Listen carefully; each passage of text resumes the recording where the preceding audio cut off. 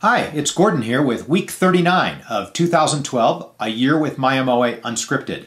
And this week I'm going to address pickups, and I'm going to do that for the next 2 weeks. It's a 3-part series, but I'm going to release them all today, so you can choose to watch them all together if you want. And in this first one, I'm just going to give you a general overview of the differences in pickups and what you should be thinking about, and some terminology. I'm going to start out with the part of the pickup that generally is the only part that you'll actually see, and that's this jack. That is where the plug or cable plugs into on the instrument. And normally we would put an end pin there for your strap. In this case, the pickup jack functions as both the jack and the place where your strap is held. Another part of the pickup is the transducer, and this becomes a very important part in the impact that it has on tone. There are, I think, of 3 different types of transducers. And the transducer is the element which transfers something mechanical or physical into something electrical and electronic. So there are 3 types. One is a microphone, and one of the pickups we offer, talk about that next week, has an onboard microphone. So that the other 2 types of transducers, one is called undersaddle. And here's an example. This is a my-side pickup. You can see the jack here, the electronics and the wire. And this little piece of the end of the wire goes underneath your saddle, out of sight. And that's called an undersaddle transducer.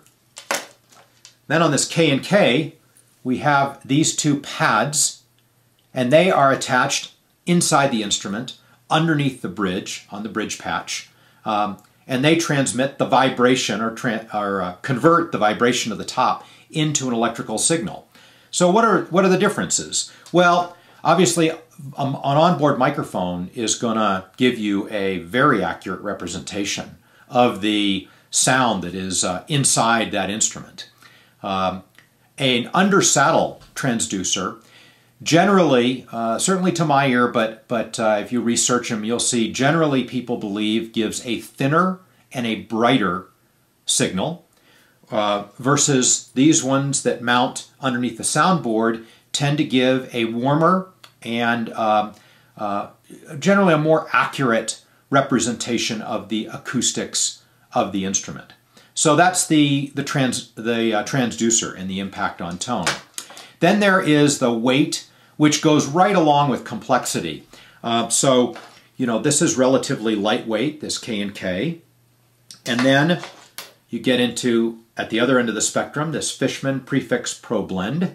And it has a lot of onboard controls and a 9-volt battery, so it's much heavier.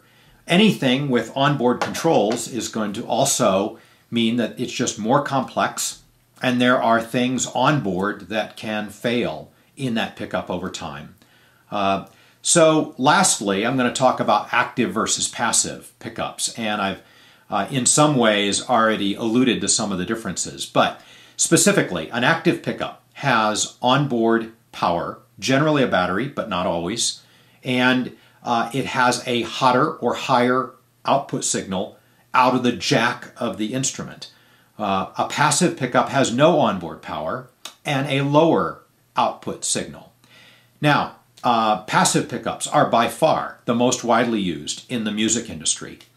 Active pickups were developed and really came into vogue in the 70s when electric guitarists wanted a hotter signal, a higher output, so that they could overdrive their amplifiers.